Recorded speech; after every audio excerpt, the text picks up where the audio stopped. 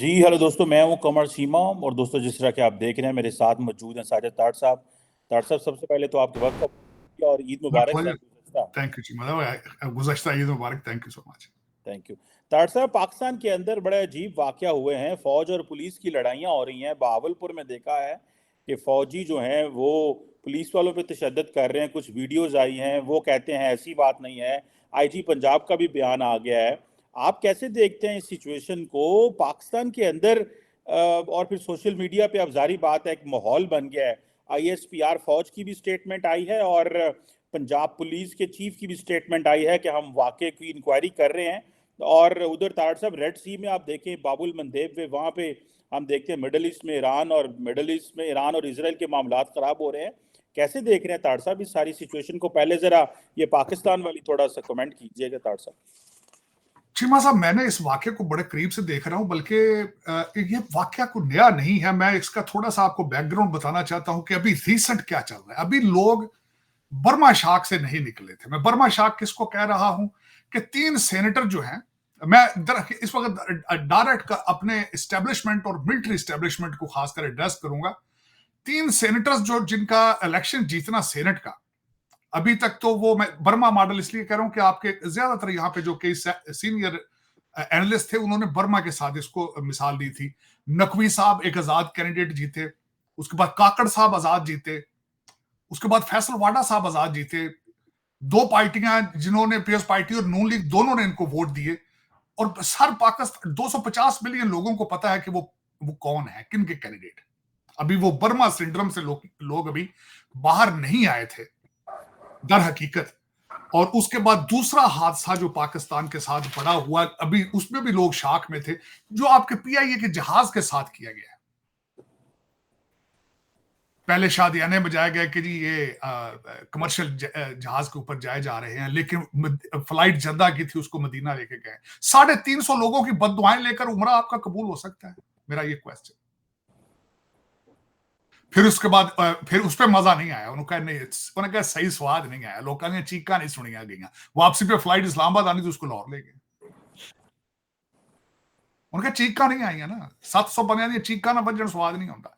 बद दुआ चीमा साहब, अभी उसकी चीजें ठंडी नहीं हुई थी। तो फिर गाजा का मंजर पेश किया, एक पूरा ब्रिगेड लेकर गया। आज उस पर 3-4 चीजें मैं कह रहा हूं, कुछ अब उस पर मिट्टी, और कहना मिट्टी पाओ जी, मिट्टी पाओ। अब उस पर वो वारदात जो आप कह रहे हो, मिट्टी पे आ रही। चीमा साहब, क्या ही अच्छा होता कि वो ब्रिगेडियर भाईजान वजीरिस्तान जाते, टीटीपी ते गल पैंदे, ਉੱਥੇ ਠੰਡ ਨਾ ਪੈਂਦੀ ਤੇ ਕਿਸੇ ਹੋਰ ਫਰੰਟ ਤੇ ਟੁਰ ਜਾਂਦੇ, ਗਾਜ਼ਾ ਟੁਰ ਜਾਂਦੇ, ਉੱਥੇ ਮੁਸਲਸਲ ਅਟੈਕ कर रहा है इजराइल, 34,000 बंदा उन्हें मारता है। चीमा साहब, इसके साथ मैं 3-4 चीजें, मेरी इंफॉर्मेशन जो है पाकिस्तान से, मैं तो जाहिर है जब अपनी रिसर्च करता हूं, इन चीजों को देखता हूं, कुछ दोस्तों को फोन करता हूं। एक बंदे ने, मैंने आपको भी शायद वो एक लिंक भेजा था, मुझे भी किसी ने पाकिस्तान से भेजा है, कि एक पुलिस वाला कह रहा है कि जहां भी फौजी छुट्टी घर आते हैं, वहां वारदातें बढ़ जाती हैं। और खासकर जो मोटरसाइकिल पे, सबसे पहले तो बंदा जिसको पुलिस चेज करके जिसके घर में घुसी थी, वो भागा क्यों था? अगर उन्हें भाईजान कमांडो है तो खड़ा हो जाता ना वहां पे। अगर ही वाज नॉट डर्टी, अगर उसके पास असला, गैर कानूनी असला नहीं था, तो भागा क्यों है वो? नंबर 1। तीसरा बात यह है कि इस सारे काम की इन्वेस्टिगेशन क्यों नहीं की गई अवाम के साथ? इसको कानूनी तकाजे क्यों नहीं पूरे किए गए? जो यूनिफॉर्म बॉर्डर के लिए बना था, उसको दूसरी ब्रांच के ऊपर अटैक करने का क्या जवाब है? अब मैं इसकी मिसाल एक छोटी सी देना चाहूंगा। यह पहला वाकया नहीं हुआ, पहले भी कई बच्चों को यूनिफॉर्म पहन के ना, लफ्ज तो गंदा है, बदमाशी करने का बड़ा शौक होता है कई बच्चों को। मैं ये पहला वाकया नहीं हुआ, कई पहले भी कई मेजर कैप्टन चंडा मार दे खांदे आए, कोई नवी गल नहीं। कर्नलों दी जनानियां दी वीडियो बड़ियां, मेरा जना कर्नल है तो पीछे हट जा, तू कौन? लेकिन इस वक्त सबसे बड़ी बात यह सीरियस मैटर है कि आपकी कौम इज सीरियसली डिमोरलाइज्ड है। आपके ऊपर इस वक्त लोग, मैं इसके हक में नहीं हूं, मैं ये बिल्कुल ना समझे मैं उनकी एडवोकेसी कर रहा हूं, लोग फॉर्म 47 को आपके ऊपर इल्जाम लगा रहे हैं। इन सर्कमस्टांसिस में एक बावर्दी ब्रिगेडियर का जाके, ब्रिगेड जाके हाकियों से मारना, थाने के ऊपर हमला करना, बाहर निकाल के कपड़े फाड़ना उनके, क्या इससे आपने you serving your purpose? Of defence of the country. आपने अदालत वहां लगाई चौक में जाके, अब मिलिट्री ऑपरेशन, मिलिट्री ने अदालत लगाई ना, खुद कानून अपने हाथ में लिया। थाने चले जाते ना, एफआईआर हुई भी थी, पुलिस को कहते जाके जज के पास चले जाते, हाई कोर्ट में रिट कर देते, सुप्रीम कोर्ट में आके उनको कहते जी आप सो मोटो एक्शन ले आप इसके ऊपर। लेकिन आज ये टीटीपी ने इसके ऊपर बयान दिया है चीमा साहब, टीटीपी ने, तहरीके तालिबान पाकिस्तान ने पुलिस के हक में बयान दिया है, और किसी ने अभी तक कोई सीरियस इसका। अच्छा, मैं इसके और एक और यहां पे बात करना चाहूंगा चीमा साहब, जो सबसे बड़ी सितम जरीफी ये है कि ये जो कहा जाता है कि हमारे इंटरनल प्रोसीजर्स हैं, हम इंटरनल इसकी कर लेंगे, उसको पब्लिक क्यों नहीं करते फिर आप? एक मैं वाकये की आज करना चाहूंगा, ये छोटा नहीं है, क्योंकि कौम सीख नहीं रही चीमा साहब। इस कौम के पास सजा जजा अदालतें हर चीज खत्म है इनके ऊपर। आप सियासी तौर पर, अखलाकी तौर पर बहुत अरसे के बैंकरप्ट हो चुके हैं। आप ओरिजिनली दुनिया के मैप के ऊपर रहने की सलाहियतें बिल्कुल, आप you don't deserve to be on the map of the world. अब पूछे वो किस तरह, एक वाकया पेश करना चाहता हूं। जुनेजो साहब की हुकूमत सुना है इसी वजह से गई थी। जुनेजो साहब की हुकूमत, एक खान बशीर खान एक बंदा था, जुनेजो दौर में एमपीए था, उसकी गाड़ी ने किसी मोटरसाइकिल वाले को टक्कर मारी थी और उसके नीचे उतर के गार्डों ने उसको मारा था। The man was captain of the army, मरी रोड पे हुआ था। जुनेजो साहब stood behind the MPa and he lost his government.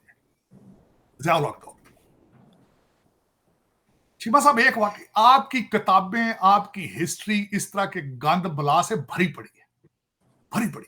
आप मुझे एक छोटी सी आज मुझे बता दें, आप में और गाजा में क्या फर्क है? उधर इजराइल मार रहा है, यहां पे आप खुद एक दूसरे को मार रहे हैं, वो फर्क है आपका? एक डाकू दूसरे को मार रहा है, दूसरा डाकू जो बड़ा डाकू जिसके पास बड़ी गन है वो दूसरे को मारता है। कोई है लॉ एंड ऑर्डर? आज आपसे मेरा क्वेश्चन है ये, आपकी चीफ मिनिस्टर पंजाब की, उसने स्टेटमेंट क्यों नहीं दी अभी तक? वो पतंगों के डोरों के ऊपर तो सारा कुछ एक्शन ले रही, फैसलाबाद चली गई डोर को बचाने, बच्चों के गले बचाने के लिए, या पुलिस सारी नंगी होगी, उसका कुछ नहीं किया। हर आपके लोग के पर जलते हैं इस पे बात करने से। हामिद मीर साहब ने कहा कि जियाउल हक दौर के अंदर, ये उनकी स्टेटमेंट, और परवेज मुशर्रफ दौर के अंदर भी इतनी घुटन नहीं थी। चीमा साहब, ये किस तरह, can you move forward with this all of this? मैं बिल्कुल, आप आईएमएफ के पैसे तैयार हैं बिल्कुल, क्योंकि लॉटरी आपकी निकली पड़ी है, उसी टॉपिक पे आगे जाते हैं। ईरान की वजह से आपकी लॉटरी निकलनी है, लेकिन आपके देखने वालों को ये कहूंगा, सिर्फ चंद मुट्ठी भर लोग दुबई और लंदन में अमीर होंगे, आपकी किस्मतों में कुछ भी नहीं है। ये जो वाकया आपका भावल नगर में हुआ है, ये हर शहर में हो रहा है, शायद मेरा ख्याल पब्लिक में नहीं आ रहा है। लोग डरते फिर रहे हैं, भागते फिर रहे हैं, पुलिस वालों से, यूनिफॉर्म वालों से, अदालतों से। हाँ, जब कहते जी बाहर की इन्वेस्टमेंट आएगी, कौन सी इन्वेस्टमेंट आएगी? इन सर्कमस्टांसेस में इन्वेस्टमेंट हो सकती है वहां पे? कोई दुकान यहां पे खोली जा सकती है किसी चीज की? कोई मैन्युफैक्चरर आ सकता है इन हालात में पाकिस्तान में? मुझे कन्विंस करेगा, कैन बी रॉन्ग, मैं बिल्कुल गलत, मैं गलत क्या, मैं विश करता हूं कि मुझे कोई कन्विंस करे।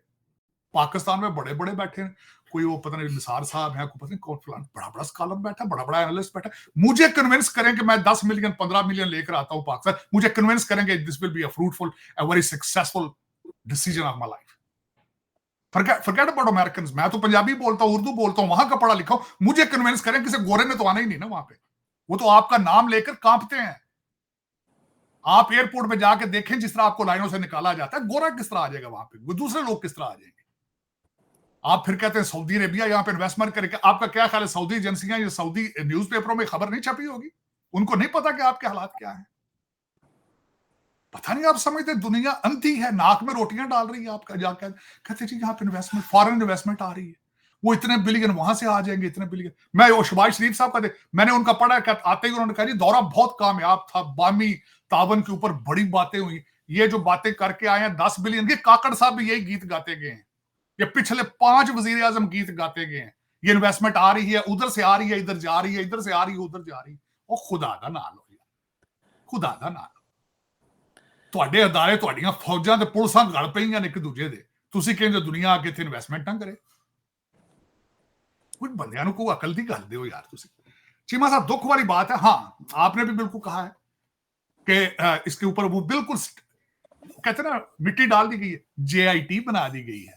जिसके ऊपर जेआईटी बन जाए, जिसके ऊपर कमीशन बन जाए, इसका मतलब है इसका कोई साइन वारस नहीं है, वो बन चुका है। लेकिन चीमा साहब जवाब, लोगों को जवाब दें, मुर्शद पाक जवाब दो, बंदे जवाब चाहते ने, बंदे सुनना चाहते ने की होया है। यूनिफॉर्म पा के ब्रिगेड पूरा गया, ब्रिगेडियर कुछ तू थल्लों को कैप्टन मेजर भेजे, चंडे मारनियां ने यार, चंडे मारनियां, तू 2-4 कैप्टन भेज उथे, तू ब्रिगेडियर जाके बह गया उथे। खुदा दा नाम यार, मैं तो खुद शर्म आ रही, डर लग रहा है। कौम तो एक कौम किवें सर्वाइव करेगी फ्यूचर च, जिहदे वास्ते वो ब्रिगेडियर बने वो उधर नहीं जाता। वाह। लेकिन चीमा साहब इस तरह आगे मेरा ख्याल है आप बढ़ नहीं सकेंगे। पीटीआई इसके ऊपर रोटियां सेक रही है, टीटीपी इसके ऊपर रोटियां सेक रही है, वो फिर करें। मैं दुखी हूं, मेरा अपना नाम चेंज करके जख्मी रखने लगा हूं, क्योंकि ये मेरे रोजाना जख्म नए से नया रोजाना डेली बेस पे। चीमा साहब मैंने आपको बताया, मैं तो अगले जख्मों के अभी पट्टियां रख रहा था, पीआईए पे अभी पट्टियां रख रहा था। 3 काकड़ साहब सुना बड़े जख्मी होकर फिर रहे हैं, क्योंकि सुना उन्होंने दोस्तों कईयों को बता दिया था कि मैं चेयरमैन सीनेट बनने वाला हूं। वो बड़े इंसल्ट, इस वक्त सुना जरदारी साहब बड़े नाराज हैं, जिन्होंने उनको चेयरमैन सीनेट नहीं बनने दिया काकड़ साहब को। तो लेकिन हालात आपके कोई इतने ठीक चल नहीं रहे हैं, लेकिन इस सर्कमस्टांसेस में आप पता नहीं किस तरह सर्वाइव कर पाएंगे चीमा साहब। अब आते हैं बात ईरान के ऊपर, ईरान के हालात क्या है चीमा साहब। उसमें ईरान ने थ्रेट की है, ईरान सबसे पहले वार्न अमेरिका को किया है। हमारे बाबा जी जो है वो उनको दवाइयां टीके शिके लगा के उन्होंने कहा है कि बीबी नेतन्याहू से बात कर ले, उन्होंने की है बात। टोनी बिल्किन साहब जहाज पे चढ़ के, तो उनको पता नहीं क्या बात है। मुझे उनमें और बिलावल भुट्टो साहब में एक कॉमन चीज नजर आती है, जब भी कोई बात होती है जहाज लेके निकल पड़ते हैं। टोनी बिल्किन साहब से बंदा पूछे कि 4 मुल्कों के, कहते सुना 4 मुल्कों के जो वजीर खारजा है उनको उन्होंने कहा जी ईरान से बात करें, क्योंकि डायरेक्ट उनसे बात नहीं कर पाते, थ्रू द मीडिएशन करते हैं। जर्मनी से बात करता है, अमेरिका का मैसेंजर जो है इस वक्त जर्मनी। सऊदी अरेबिया, इजिप्ट, इस तरह के वजीर खारजा को उन्होंने कहा जी आप ईरान से। और यार टोनी बिल्किन भाईजान, आपकी इजराइल बात नहीं सुनता, जिनको असला भी दे रहे हैं आप, पैसा भी दे रहे हैं, तो वो क्यों सुनेंगे आपकी बात? वो क्यों सुनेंगे आपकी बात में? आज एक और ड्रामा यहां पे चल रहा है वाशिंगटन डीसी में, आकस पोकस बनाए जा रहे हैं। हर 3 मुल्कों को पकड़ के ओकस पोकस नाम रख देते हैं। आपका ना कुछ साई है ना वारस है, ना आपके कुछ सुनता है बात दुनिया में। आज वो बाबा जी ने नई स्पीच कर दी है फिलीपीन और जापान के हवाले से कि हम आयरन क्लैड की तरह इनके साथ खड़े हैं अगर चाइना ने अटैक किया। और खुदा का नाम लो यार, अभी कल तुम अपने बच्चों की डेड बॉडियां उठा के रात के अंधेरे में अफगानिस्तान से भागे हो, अब दुनिया आपकी बात सुनती है? Do you have the position to defend your borders yourself? जब आप अपने आप को प्रोटेक्ट करने की सलाहियत नहीं रखते, तो फिलीपीन को किस तरह सेव करोगे भाई? जापान को किस तरह सेव कर लोगे तुम? थूका जी पकौड़े लग गए थोड़ा अमेरिकन, पता नहीं ना की हो गया। चीमा साहब उसमें अगली जो मैं खासकर उस टॉपिक पे आना चाहता हूं, खासकर ईरान के हवाले से, कि इस वक्त सिर्फ 28 मुल्कों के अंदर इजराइल की एम्बेसी है वो सारी बंद कर दी गई, सारी बंद कर। ईरान अपनी एयर स्पेस बंद करके उन्होंने अंदर मिलिट्री एक्सरसाइज शुरू कर दी है। लफ्तांजा वाज द ओनली जो सबसे बड़ा कैरियर था जो तेहरान फ्लाइटें लेके जाता था, उन्होंने अपनी सस्पेंड की थी फ्लाइट। आज सुना था कि वो दोबारा शुरू करेंगे, लेकिन उन्होंने शुरू नहीं की। अंदर एक्सरसाइज शुरू कर रहे हैं सैटेलाइट से। अमेरिकन आर्मी जो है, जो बड़े जनरल हैं, दे आर इन तेल अवीव राइट नाउ। उन्होंने अपना प्लान कि अगर इजराइल जो है वो अगर ईरान अटैक करेगा, अटैक की सूरत हाल क्या होगी। ईरान अटैक करेगा ड्रोन्स के साथ और मिसाइल्स के साथ, वो उसको डिफेंड किस तरह करेंगे अपने आयरन डोम की वजह से, और उसके बाद रिटेलिएट किस तरह करेंगे। मैं तो वैसे इजराइल को मशवरा ये दूंगा कि अमेरिकन जर्नलों से बचें, क्योंकि ये जो भी जंग लड़ते हैं हार जाते हैं। इनसे मशवरा ना लें, इनकी अपनी इंटेलिजेंस भी फ्लोर है और ये इनकी प्लानिंग भी ठीक नहीं, मरवाएंगे आपको आगे करके। और उसकी वजह ये है वो अपना सारा तैयारी करके बैठे। चीमा साहब इस वक्त अगर देखा जाए तो ईरान उनकी प्रैक्टिस आज के दिन पे, साथ इजराइल कह रहा है ईरान को कि अमेरिका कह रहा है अटैक न कर। आज 5 हमले लेबनान के अंदर किए हैं इजराइल ने हिजबुल्लाह के ऊपर, और according to their news agency वो कहते हैं कि हमने हिजबुल्लाह का इंफ्रास्ट्रक्चर सारा खत्म कर दिया। तो उनके कहने से क्या फर्क पड़ता है, but they are on the back foot frankly speaking. जो ऑब्जेक्टिव 34,000 मार के फलस्तीनियों को ये समझते थे कि हमने हमास को खत्म कर दिया, they are not able to achieve their targets. और इसके ऊपर इस वक्त इजराइल जो है is alone matter of fact इसमें मेरे ख्याल में, लेकिन 34,000 बंदों की जाने जाना भी कोई इतनी आसान बात नहीं होती। According to their newspapers 11,000 बंदा हमने हमास का इनमें से मारा है, 33,000 34,000 में से। लेकिन आज जो मुझे उन पे इतना दुख नहीं है जितना मुझे मुस्लिम दुनिया पे दुख है कि 2 बिलियन है और किसी को कोई इस वक्त आपको पता है सबसे बड़ा खतरा यूएई ने अपनी एम्बेसी नहीं बंद की इजराइल के साथ, उनके साथ उन्होंने अपने रिलेशनशिप कंटिन्यूस रखे, कंटिन्यूस। इजराइल के साथ सऊदी अरेबिया भी अपनी वो जो है बैकडोर चैनल से उनसे भी बातें कर रहे हैं सारा। लेकिन किसी को ये नहीं है, सोचा जाए कि यार उनको कहो इनफ इज इनफ, यार तुम जो करना है कर लो। मुझे बल्कि दूसरा अफसोस है कि फलस्तीनी बेचारे पता नहीं कितने मजबूर हैं जो हमास से अपनी जान नहीं छुड़ा पा रहे। उनको चाहिए था रिजेक्ट करते हमास को किसी तरीके से, लेकिन वहां भी बेचारे मजबूर हैं। इस वक्त अगर देखा जाए तो आपका एज क्या है। दूसरा एक खास तरह मैंने कहा आपकी शायद लॉटरी निकल आए, अगर ईरान ने थोड़ा छेड़ा तो आपकी अहमियत और उस खिते में बढ़ जाएगी, डॉलर और पाउंड आपको फिर दोबारा मिलने शुरू हो जाएंगे। आज जो सबसे बड़ी शहबाज शरीफ साहब आपने गजवा भावल नगर से उन्होंने तवज्जो इतनी नहीं दी, उन्होंने कहा है जी कि जल्दी से जल्दी पीआईए से जान छुड़ाए क्योंकि $8 बिलियन जो है उस पे लंदन में कई प्रोजेक्ट रुके हुए हैं हमारे, फौरन उस पर काम किया जाए, पीआईए से जान छुड़ाएं। और अगली बात आपको मैं बताना चाहूंगा, आगे और भी खतरात आ रहे हैं क्योंकि इन्होंने बजट पेश करना है और बजट से पहले पहले पीआईए से जान छुड़ानी है क्योंकि बजट आपका आईएमएफ ने बनाना होता है। एक तो ये बात है। बजट के बाद अगला स्टेप क्या है चीमा साहब, दूसरी बारी आएगी स्टील मिल की, और स्टील मिल की जब बात की जाएगी तो उसमें पेयर्स पार्टी इस हक में नहीं है कि स्टील मिल को बेचा जाए क्योंकि वो जितने वहां पे वर्कर हैं दे सारे पेयर्स पार्टी के वोटर हैं। उस पे जाके फिर दोबारा इनके सींग फंसेंगे जो पहले अभी यूसुफ रजा गिलानी साहब की वजह से फंस चुके हैं। लेकिन वो इनके साथ तो नहीं है, वो तो एस्टेब्लिशमेंट के साथ है पेयर्स पार्टी का मसला। लेकिन अफसोस इस बात पे है कि आपने कहा कि आईजी साहब ने स्टेटमेंट दी है, लेकिन उन्होंने भी सिर्फ ना मिट्टी झाड़ी है, उन्होंने स्टेटमेंट को नहीं दी। आज की इंफॉर्मेशन के हिसाब से कई पुलिस वाले रिजाइन कर रहे हैं। मेरे ख्याल में तो उन्हें चाहिए, अगर कुछ उनके दिलों में उनके दम होता, उनकी जान होती तो स्ट्राइक कर देते, थाने बंद कर देते आज मेरे ख्याल में, क्योंकि जितना जुल्म उनके साथ हुआ है। दूसरी तरफ से जिस तरह आपको पता है आज हामिद मीर साहब ने स्टेटमेंट दी है और उसके रिटेलिएशन में भी ये खबर आ चुकी है। उन्होंने कहा जी कि जिस तरह मैंने कहा कि उनका घुटन का माहौल है, उन्होंने कहा जी अगर ये तो सिर्फ 6 जजों ने बात की है, अगर सारे जज बोलें तो आपको सर छुपाने की जगह नहीं मिलेगी। तो उसके रिटेलिएशन में भी किसी ने कहा कि आप खुद जहां बैठे रहते हैं अपारा मार्केट के आसपास जाके पाओ में, वो भी आया तो लेकिन इसमें हालात आपके यही है कि इस हमाम के अंदर सारे नंगे हैं। मेरा मकसद है बर्मा का मॉडल जो सर चढ़ के बोल रहा है, इसमें कुछ तार साहब ये जो इजराइल के ऊपर हम बात कर रहे थे, इजराइल ईरान के ऊपर हम बात कर रहे थे, तार साहब ये जो वेस्टर्न वर्ल्ड है, हम कहते हैं कि जो लिबरल मॉडल है, रूल्स बेस्ड ऑर्डर है, रूल्स बेस्ड ऑर्डर की बात कर ले। अब ये क्या है कि इजराइल ने फलस्तीन की ईरान की कॉन्सुलेट पे हमला किया, अब सारे के सारे वेस्टर्न मुल्क जो हैं वो फोन कर रहे हैं और अरब ममालिक फोन कर रहे हैं ईरान को कि आप कुछ ना कीजिएगा, लेकिन कोई इजराइल पे कंडेम भी नहीं कर रहा।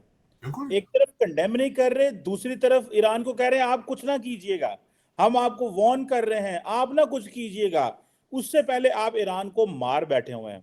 तार साहब मुल्क कौमें तो ऐसे नहीं करती, ये क्यों इस तरह प्रोवोक किया जा रहा है ताकि हालात आउट ऑफ जो है वो क्योस में निकलें। देखिए हम एक छोटी सी मिसाल देता हूँ जस्ट इसी बात को, कि अभी फॉर एग्जांपल हमने इंडिया की मिसाल ली कि इंडिया ने जी पाकिस्तान पे हमला कर दिया, उन्होंने कहा जी आपने हमारे फौजी मारे हैं जी कश्मीर में, वो कहते जी हम नहीं रुकेंगे। अब दुनिया इंडिया को कहती रही तुसी ना कुछ करे जे, आपके बेशक बंदे मार गए। इसी तरह पाकिस्तान है, अगर इंडिया पाकिस्तान के कोई अटैक कर देता है तो दुनिया कहती रहती आप ना कुछ करना, उन्होंने कर लिया तो कर लिया। ये जो मॉडल है आपको नहीं लगता ये आउटडेटेड है? आप जब तक इंसाफ का साथ नहीं देंगे, जब तक आप रूल्स बेस्ड ऑर्डर की बात नहीं करेंगे, मुल्क कैसे चलेंगे? तो ईरान जो है वो खुद कुछ ना करे, अपनी प्रॉक्सीज के जरिए तारक साहब करवा सकता है। उसके पास बड़े, तो ये वेस्टर्न वर्ल्ड जो है इस पे जरा कमेंट करें। जर्मनी भी कह रहा है ऐसे ना करें, इंग्लैंड भी कह रहा है ऐसे ना करें, सारे मुस्लिम ममालिक को फोन किया जा रहा है और कहा जा रहा है कि ईरान को रोकें, वो इसराइल पे ना करे, वरना जो आइजन होवर जो एयरक्राफ्ट कैरियर है उनका आइजन होवर, उसको वो लेके जा रहे हैं कि हम अगर ईरान हमले करे तो हम अपनी डिफेंस शील्ड्स लगाएं। इस पे जरा कमेंट कीजिएगा, ये जो जिसे कहते हैं ना दोगला किस्म का वर्ड ऑर्डर है। चीमा साहब, मेरे ख्याल में जो क्योंकि मैं ऑलमोस्ट वेस्ट के हार्ट पे के नजदीक बैठा हूं इस वक्त, जहां से सारा वो कहते हैं ना, I am sitting close to the belly of the beast, और मैं 20 के आखिरी सांस लेते हुए उसको देख रहा हूं। वेस्टर्न सिविलाइजेशन की आखिरी सांसें ले रही है, इसमें कोई शक नहीं। जरा देख लें इसके हालात। आज सुबह मैंने ट्वीट किया है, पिछले एक महीने के अंदर 1,84,000 अमेरिकन जो हैं उन्होंने न्यूयॉर्क से निकल गए। इनके अपने सारे मॉडल क्रैश कर रहे हैं, इनकी सारी थ्योरियां क्रैश कर रही हैं। मेरी अभी अभी आपने बात से मैं इसी पे थोड़ा सा फोकस करना चाहूंगा। जरा इसकी मिसाल देखें कि अमेरिकन जर्नल जो इजराइल के इस वक्त एडवाइजिंग पोजीशन में जाके बैठे, मैंने क्या कहा था कि इजराइल को चाहिए इनकी बातें ना सुने, क्योंकि इनकी इंफॉर्मेशन पुरानी, इनके ख्यालात कुछ और हैं, और इनकी इंटेलिजेंस फ्लोर है, इनकी विल फ्लोर है, हर चीज। चिमा सा, मैं छोटी सी मिसाल लेता हूं। यहां पे अगले दिन शिप लगा है और ब्रिज गिर गया। इन्होंने एक 1970s की मॉडल की क्रेन लाकर उसको वहां से उसको साफ करने की कोशिश की, वो क्रेन भी क्रैश कर गई। और कोई लीडर जो है वो कौम को कोई अच्छी बात नहीं बता रहा। अगले दिन हमारे जो सेक्रेटरी ट्रांसपोर्टेशन, उन्होंने कहा it took us 5 years to build this bridge, so it means कि 5 साल लगेंगे दोबारा ब्रिज बनाने। So they are crippling. दूसरा, इनके आइडियाज फेल, इनकी विल फेल, इनका हर चीज वो कहते हैं ना इज रस्टेड नाउ, रस्टेड। ये इसकी एक मिसाल देख लें। मैं इनके कपड़े तो इनके हाउस के अंदर ही बर्नी सैंडर ने उतार दिए थे। बर्नी सैंडर जो सेनेटर थे, उन्होंने कहा जी जंग, इजराइल की जंग, हम फाइनेंस भी हम कर रहे हैं, असला भी हम दे रहे हैं, लेकिन हमारी बात नहीं को सुन रहे, अपनी मर्जी करते हैं। यूनाइटेड नेशन एक फ्लोर इंस्टीट्यूशन, सारी दुनिया को पता है। World Health Organization flawed, Paris Accord flawed, और सबसे बड़ी खबर आपको बताना चाहूंगा, नेटो फ्लोर। और अगली बात जो मैं बताना चाह रहा था, अगर डोनाल्ड ट्रंप साहब इलेक्शन जीतते हैं, यहां पे बातें हो रही हैं कि शायद अमेरिका लीव नेटो को छोड़ देगा। यहां तक बातें हो रही हैं कि वो नेटो छोड़ देगा। उसकी वजह यह है कि इस वक्त यूरोप जो है वो अपने जीटीपी के हवाले से बहुत कम कंट्रीब्यूशन कर रहा है नेटो के अंदर। सारी की सारी जंग यूक्रेन की अमेरिका लड़ रहा है। और क्यों लड़े? खतरा रशिया को इस वक्त, यूरोप को खतरा रशिया से यूरोप को है, अमेरिका को नहीं, लेकिन वो इसमें पैसे नहीं लगा रहे। और इसी वजह से Donald Trump is matter of fact इस वक्त सबसे बड़ी बात है। कल परसों की खबर थी सीएनएन के ऊपर कि चीमा साहब, वॉशिंगटन डीसी के अंदर जितने फॉरेन डिप्लोमेट्स हैं, they are worried about it. वो चैटर्स बातें कर रहे हैं आगे पीछे कि डोनाल्ड ट्रंप आएगा तो क्या होगा, कौन सी पॉलिसियां लेकर आएगा। उसमें से सबसे बड़ी पॉलिसी यही होगी कि नेटो को उसने आंखें दिखानी। और चीमा साहब, दूसरा, और खासकर मैं बल्कि इस पे पूरा प्रोग्राम करूंगा आपके साथ किसी वक्त कि इफ डोनाल्ड ट्रंप विंस तो दुनिया के अंदर क्या होगा। मैंने इसके ऊपर तैयारी कर रहा हूं आजकल, क्योंकि मुझसे ये अक्सर ये क्वेश्चन किया जाता है कि इफ डोनाल्ड ट्रंप विंस क्या पॉलिसियां लेकर आएंगे। उनकी 2-3 स्टेटमेंट है, मैं अभी उसका चैटर छोड़ता हूं। एक तो उन्होंने कहा था कि I will leave Russia alone so they can do whatever they want. एक तो सबसे बड़ी बहुत बड़ी पॉलिसी शिफ्ट होगी ये कि रशिया को फ्री हैंड दिया जाएगा कि तुम जो मर्जी करो, नंबर 1। दूसरी चीज, उन्होंने इजराइल के ऊपर अपनी पॉलिसी चेंज कर ली है डोनाल्ड ट्रंप ने। उन्होंने कहा कि एक तो Israel is losing on the front of the PR, दुनिया में अपनी पीआर लूज कर चुका है पहले इजराइल, नंबर 1। दूसरा, उन्होंने कहा है कि इनको चाहिए था कि अपने ऑब्जेक्टिव हासिल करके फौरन वापस निकल जाते। सो तो Donald Trump is shifting his policy from Israel at the same time. कल परसों एक हालांकि आर्टिकल आया है कि किस तरह उनके दामाद ने, जो ओबामा का, क्योंकि इनमें इशू है इस वक्त, कोशिश की जा रही है कि किसी ना किसी तरीके से डैमेज किया जाए। ओबामा दौर के उनके एक एडवाइजर थे, उन्होंने अगले दिन जेरेड कुशनर के खिलाफ ब्लूमबर्ग में एक आर्टिकल लिखा है कि उन्होंने how he made money due to his father in law's influence, billions of dollars. लेकिन मेरा अब इस वक्त जेरेड कुशनर भी अगली एडमिनिस्ट्रेशन में देखा जा रहा है कि वो भी आगे नहीं आएंगे। लेकिन चीमा साहब, इस वक्त जो आपने जो बात की है उसका मैंने हवाला दिया कि वेस्टर्न इंस्टीट्यूशंस जो इनकी ऑर्गेनाइजेशंस इन्होंने बनाई थी, नेटो वो फेल, यूनाइटेड नेशन फेल, और इनकी पॉलिसियां फेल, इकोनॉमी फेल, और उसके बाद आप यूरोप के हालात देख ले। आज की मैं बात बताता हूं, मुझे किसी का 1960 में 96% पॉपुलेशन थी वाइट लोगों की, आज 30s में है। गोरे भाग रहे हैं, लंदन इंग्लैंड से भाग रहे हैं सारे, ऑस्ट्रेलिया जा रहे हैं, न्यूजीलैंड जा रहे हैं। यहां के हालात इस तरह ही हैं कि बेचारे, एक तो कुछ इस्लामिक इमिग्रेशन ने इनको जलील किया है, दूसरा जो सेकेंड वर्ल्ड वॉर में जहां शॉर्टेज थी, इनके लोग ज्यादा मर गए, इन्हें लेबर की जरूरत थी, यूरोप ने जो लेबर इंपोर्ट की उस वक्त, अब वो सर चढ़ के बोल रही है। आप जाके देखें इस वक्त यूरोप के उनके बिल्डिंगों के हालात देखें, उनकी सड़कों के हालात देखें, उनकी इकोनॉमी के हालात देखें। चीमा साहब, उनका जो नेशनल हेल्थ सिस्टम है खत्म हो गया। 2000 इंडियन डॉक्टर वहां पे जा रहे हैं, उनको लोकल डॉक्टर ही नहीं मिल रहे इंग्लैंड के अंदर। और दूसरा, आप स्वाय उसमें जर्मनी की इकोनॉमी के दूसरे हालात आप देख लें, जो वहां पे यूरोप के, बिल्कुल अमेरिका के हालात भी इस तरह ही, बिल्कुल उसके पीछे। चीमा साहब, इस परसों ईद के ऊपर फिलाडेल्फिया के अंदर इन्होंने तो उसको पुश अंडर द रग कर दिया। वहां पे जो हमारे अफ्रीकन अमेरिकन मुस्लिम है, उनमें लड़ाई हुई है, 3 बंदे मारे गए, गोलियां चली। एक गोली चलाने वाली 17 साल की फीमेल थी, काली लड़की, उसने गोलियां चलाई। और उसके बाद चीमा साहब यहाँ पे, बल्कि मुझे उस पे एक और चीजों पे भी एतराज है, कई चीजों पे एतराज है। एक एतराज तो मैंने रिसेंट देखा है कि हमारी मुस्लिम इमिग्रेशन जहां भी गई है, पता नहीं लोगों को डरा क्यों रही है। हर शहर के अंदर 100 मस्जिदें हैं, लेकिन ईद पढ़ने के लिए सड़कों के ऊपर पढ़ते हैं नमाज। वो लोकल डर रहे हैं, लोग क्यों हो गया ये? वो कहते हैं इतने। अच्छा, फिर दूसरा, मुझे समझ नहीं बिल्कुल इस चीज की आ रही। कल मुझे क्वेश्चन किया गया, मैं लोकल टीवी के ऊपर, उन्होंने कहा why all these Muslims they want to live in Christian countries, और फिर क्रिश्चियन कंट्रीज के आके अंदर फिर यहां कहते शरिया इन्फोर्स करनी है। ये क्वेश्चन किया गया मुझसे कि why all of these Muslims they are coming to Christian countries, they have no plan to integrate.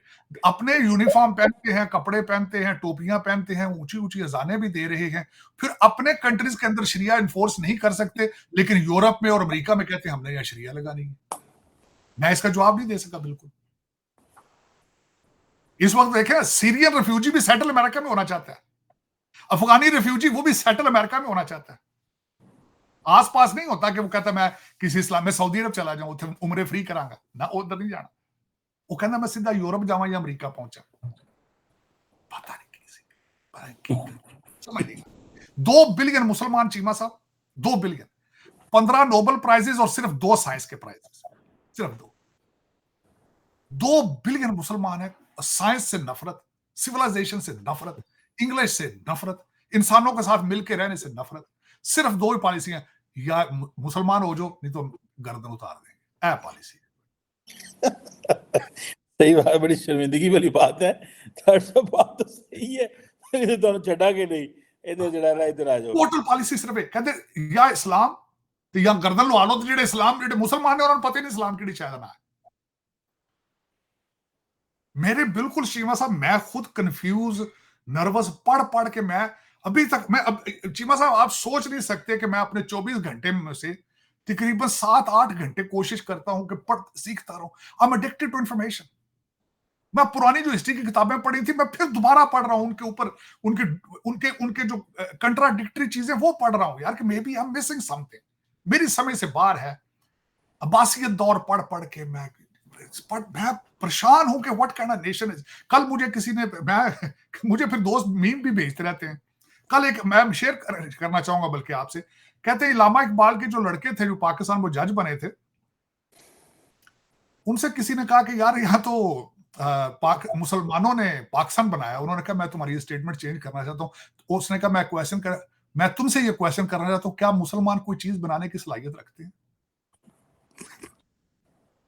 क्या मुसलमान 1947 में पाकिस्तान बनाने की सलाहियत रखते थे?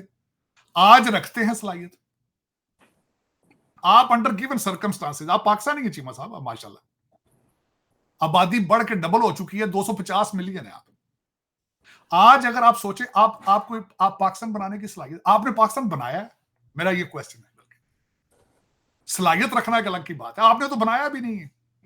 आपने पाकिस्तान बनाया है, उसको चलाया है, या उसको चलाने की सलाहियत रखते हैं? ये सवाल इसमें से निकल रहे हैं।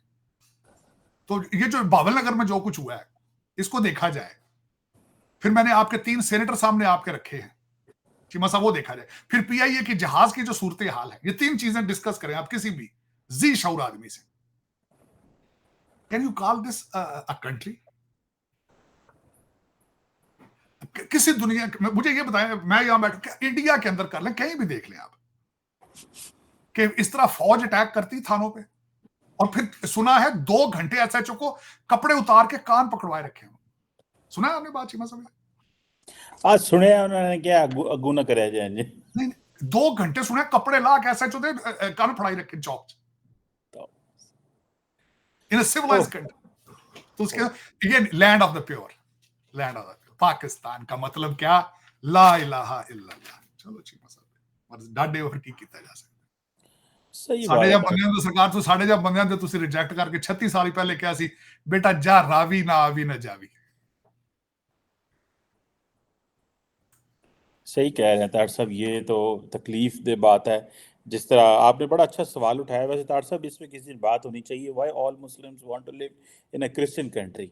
इसकी क्या वजह है? As why Muslim countries are not liveable, ऐसी क्या वजह है? वैसे तो टेक्निकली देखा जाए मुसलमान मुल्कों के अलावा भी जो दूसरे मज़ाहब के लोग हैं वो भी क्रिश्चियन कंट्रीज में रहना चाहते हैं, और वन रीजन और दी अदर, लेकिन मुसलमान ज्यादा रहना चाहते हैं। ये नहीं है नहीं कि चीमा सिर्फ साहब, नहीं उसमें मैं क्वेश्चन, आपने आधा क्वेश्चन समझा है। क्रिश्चियन कंट्री में गया ना तो समझ आती है, ठीक है, अभी तुम चले गए।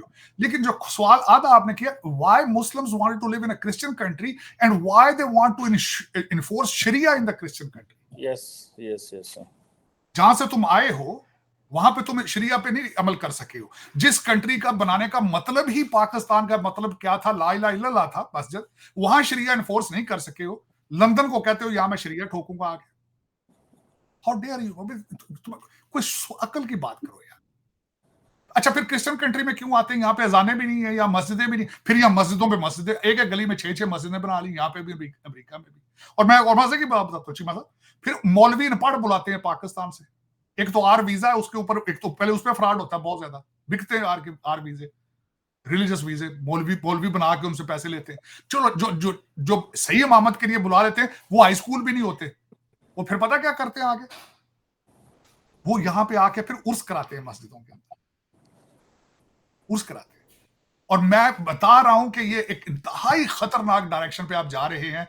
आप पाकिस्तान से अनपढ़ मौलवी बुलाकर आप उनको यहां अमेरिका और इंग्लैंड और यूरोप के अंदर अपने बच्चे उनके पास भेजते हैं, वो उनको क्या सिखा रहे हैं? It's a ticking time bomb. लेकिन उस पर क्या हो सकता है? पाकिस्तान का सबसे बड़ा मोस्ट सक्सेसफुल बिजनेस जो है वो मदरसे। मौलाना Fazlur Rahman is the most strongest politician, because वो अपने मदरसों से बच्चों को प्रेसिडेंसी के सामने लाने की सलाहियत रखते हैं, और आपकी एस्टेब्लिशमेंट के पर जलते हैं उसके नाम लेने से। मेरे ख्याल में जिस तरह मैंने आपको कहा है कि मैं मुसलसल जो देख रहा हूं हालात, आपके सर्वाइवल के चांसेस कम नजर आ रहे हैं, बहुत कम नजर आ रहे हैं।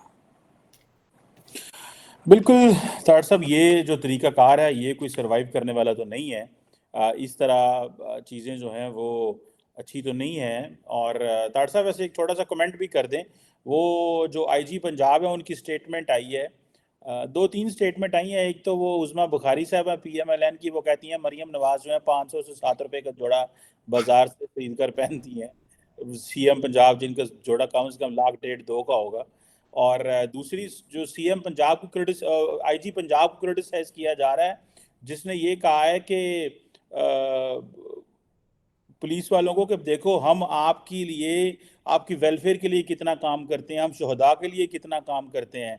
उनको जो पैकेज है और इंसेंटिव दिए जा रहे हैं ताकि वो खामोश रहें और पुलिस के अंदर ना हो। हालांकि इसके ऊपर इर्रिस्पेक्टिव किसने क्या किया है, पहले पूरी इंक्वायरी होनी चाहिए, देन जो भी जिम्मेदार हो उनको सजा देनी चाहिए। अगर मुल्क में रूल ऑफ लॉ है, अगर रूल ऑफ लॉ को हमने खत्म कर दिया तो फिर ठीक है, फिर ऐसे ही होना चाहिए जैसे हुआ है, जैसे मार पड़ी है पुलिस वालों को। लेकिन क्वेश्चन ये कि अगर रूल ऑफ लॉ है तो तार साहब ये पुलिस वाले भी क्यों ऐसे करते हैं? ये अगली पोस्टिंग के लिए करते हैं।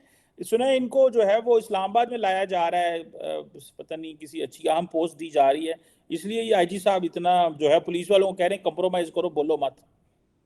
चीमा साहब, इन्होंने, आपने सिर्फ ये तकरीर की है, इन्होंने एक और रिश्वत भी देने की कोशिश की है। 700 लोगों को इन्होंने प्रमोट किया है जी, प्रमोट किया। शेखुपुरा और बहावलपुर रीजन के अंदर। इन्होंने उस पुलिस वालों की उनको खुश करने के लिए इन्हें रिश्वत दी थी।